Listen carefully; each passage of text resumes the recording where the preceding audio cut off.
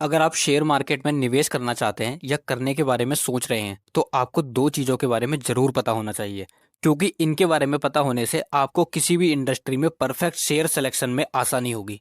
और ये चीज़ें हैं ईपीएस और पीई रेशियो। आइए एक एक करके समझते हैं। ईपीएस, जिसे अर्निंग पर शेयर भी कहते हैं, एक नंबर होता है जो यह बताता है कि एक स्पेसिफिक टाइम पीरियड में कोई भी कंपनी अपने हर कॉमन शेयर पर कितने रुपए कमाती है।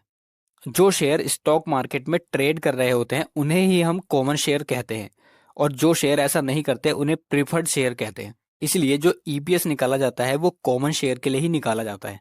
ईपीएस यानी अर्निंग पर शेयर की जानकारी होना इसलिए जरूरी है क्योंकि इससे आपको कंपनी की फाइनेंशियल हेल्थ का पता चलता है, और जिस कंपनी का ईपीएस ज़्यादा होता है उस कंपनी की फाइनेंशियल हेल्थ अच्छी होती है, और ये कंपनी आपको अच्छा प्रॉफिट दे सकती है। लेकिन ये एकमात्र तरीका नहीं है जिससे ये पता चलता है कि कंपनी की फाइनेंशियल हेल्थ अच्छी है या खराब। इसके लिए और भी बहुत सारे फैक्टर्स होते हैं। उनमें से एक फैक्टर है पीई रेशियो, जिसके बारे में इसी वीडियो में हम आगे बात करेंगे। फिलहाल ईपीएस कैलकुलेट करने का फॉर्मूला होता है कंपनी का net profit minus preferred dividend upon number of common share. Company का टोटल खर्चा निकालने के बाद जो प्रॉफिट बचता है उसे ही नेट प्रॉफिट कहते हैं। जिन लोगों के पास कंपनी के प्रीफर्ड शेयर होते हैं उन लोगों को कंपनी एक फिक्स अमाउंट डिविडेंड के रूप में देती है। इसी को प्रीफर्ड डिविडेंड कहते हैं। प्रीफर्ड डिविडेंड नॉर्मल डिविडेंड की तरह चेंज नहीं होता बल्कि फिक्स होता है। तो जब हम नेट प्रॉफिट में से इस फिक्स अमाउंट को माइनस कर देते हैं और total number of common share से डिवाइड कर देते हैं तो हमें ईपीएस मिल जाता है।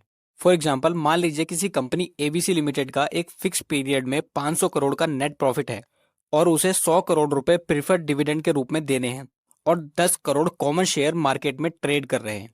तो इसका मतलब ईपीएस होगा 500 माइनस 100 अपॉन 10, यानी कि 40 रुपए। इसका मतलब है हर शेयर पर कंपनी को उस पीरियड में 40 रुपए की कमाई हुई है।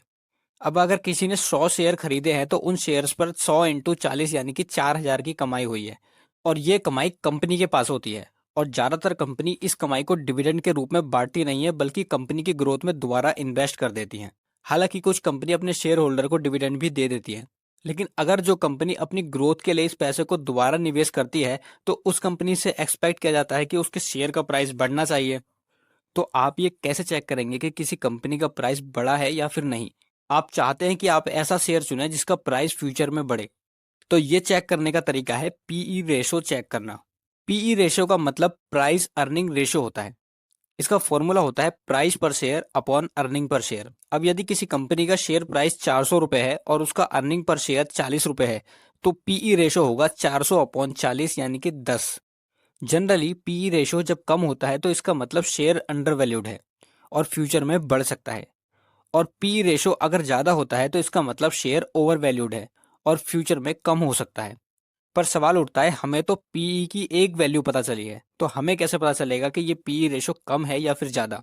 यानी कि ये पता करने के लिए कि पीई रेशो कम है या ज़्यादा, हम इसको कंपेयर किससे करेंगे? तो इसको आप सेम इंडस्ट्री में दूसरी कंपनी के पीई से कंपेयर कर सकते हैं, और साथ में आप इसे निफ्टी या सेंसेक्स से भी कंपेयर कर सकते हैं। जब आप सेम इंडस्ट्री में दो कंपनी के पीई को कंपेयर करते हैं तो आपको पता चलता है कि किस कंपनी का पीई कम है, किसका ज़्यादा। और जिस कंपनी का पी रेशो कम होता है तो चांसेस होते हैं कि उस कंपनी के शेयर प्राइस फ्यूचर में बढ़ सकते हैं। तो इसलिए आप दो कंपनी के पीई को कंपेयर करके पता लगा सकते हैं कि कौन सी कंपनी में आपको निवेश करना चाहिए।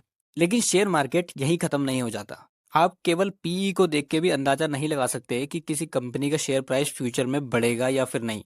ये चीज़ बहुत सारे फैक्टर्स पर निर्भर करती है, और इसके लिए आपको फंडामेंटल एनालिसिस करना पड़ता है। फंडामेंटल एनालिसिस के बारे में हमने एक कंप्लीट वीडियो बना रखी है, आप जाके चैनल पर देख सकते हैं।